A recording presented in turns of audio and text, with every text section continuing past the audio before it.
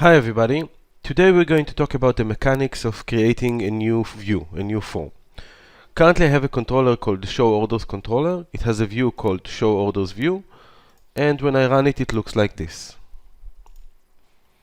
Now I want to create another view for the same controller that will look as a detail view, not as a grid view. So let's first of all understand the mechanics of what's going on. We have the Show Orders controller. It's a UI controller. We can see that it uses the Show Orders view over here. This is how the view looks in the designer, and if I view its code, we can see the code behind it, and let's understand the flow. So our controller creates a new Show Orders view. It sends the this. The this goes into this parameter of the constructor that is of type Show Orders, the same type over here, and it's then saved. We later use this to data bind to the orders and the values and to interact between our view and our controller. Now that we understand this, let's go ahead and create a new view. We're going to go to our Solution Explorer, Views, Add, New Item. And from the Windows Form tab, we're going to choose a Windows Forms and we'll call it our new form. So we can see now the design of our form. And let's go look at the code behind. Now before I'm going to make any changes, I want to first of all commit this so we can track the changes. So just added a Windows form. Perfect. So let's compare the new form with the ones that we already have. This form inherits from System Windows Forms. The one that we have inherits from Shared Theme Controls form.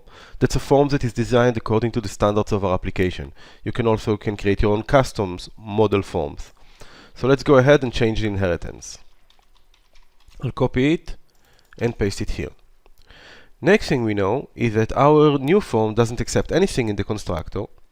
Okay, it will work, but we won't be able to do any data binding or any interaction between our form and our controller. To do that, our form needs to be aware of our controller, just like the one we have over here. So I'm going to say Show Orders Controller, and I'm going to create a member called of type Show Orders Controller and assign it with the parameters that we received.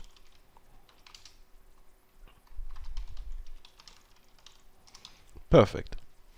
That's pretty much all we need. Now our form will support data binding. Okay, we're going to run the Coulomb wizard. We can see our controller and we can go ahead and select whatever we want to it. And in our controller itself, we can change it, instead of using the Show Orders to controllers, to use our new form. Let's run it. And here we go. We can see that it's working perfectly. So let's review what we've done. In order to add a new view, we right-clicked on Add, New Item, and from the Windows Form tab, chose Windows Forms.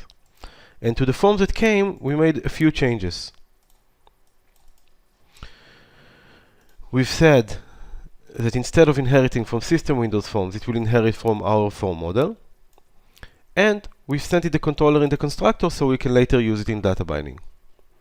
And to use it in our controller, all we needed to do is change the views that it's been set. Now this is useful in multiple scenarios if you want to have multiple views to the same controller, or if you created a new controller or inner controller and want to create a view for it. This is how the structural mechanics of it work. Hope you liked it. Let us know.